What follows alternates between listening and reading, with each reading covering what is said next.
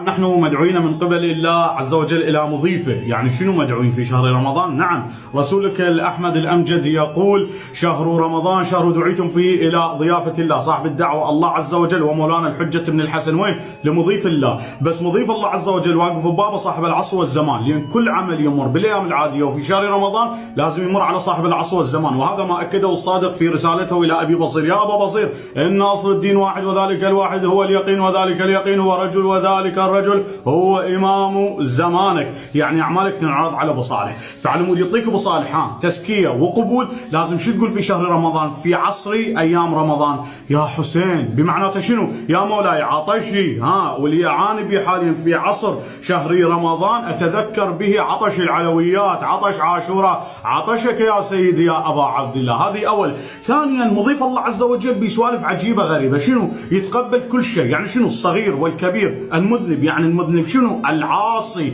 الزاني، شارب الخمر. يا شاب استعجل بالتوبة في شهر رمضان، الله عز وجل يدعوك. بعد بصفات ما موجودة في مضايف العشائر، ما موجودة في جميع الفنادق. ومضيف الله عز وجل 5 نجوم. يعني شنو 5 نجوم؟ يعني نومك فيه عبادة ونومكم فيه عبادة. يعني شنو معناته؟ وانت نايم في مضيف الله في شهر رمضان معناته قاعد تصلي، معناته قاعد تصوم، معناته قاعد تقرأ القرآن. بعد من مميزاته النفس به في شهر رمضان في مضيف الله عز وجل، النفس فيه معناته تستغفر، معناته قاعد تسبح تسبيحة الزهراء، معناته قاعد تهلهل لا إله إلا الله. يعني شلون؟ وأنفاسكم فيه تسبيح.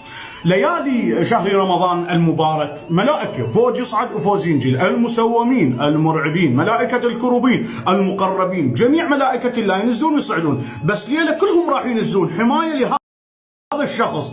وين؟ في ليلة القدر يجيبون أعمال العباد كلها ويعطونها لأبو صالح. وين؟ تتنزل الملائكة والروح فيها. منو يستاهل تتنزل عليه الملائكة؟ الشيخ، الخطيب، الملة، لو المتظاهر، لو الرجل السياسي، لو الفنان الفلاني، لو الشاعر الفلاني؟ لا، يستاهلها بس واحد، يا صاحب العصر والزمان، ليأتون بأعمال العباد.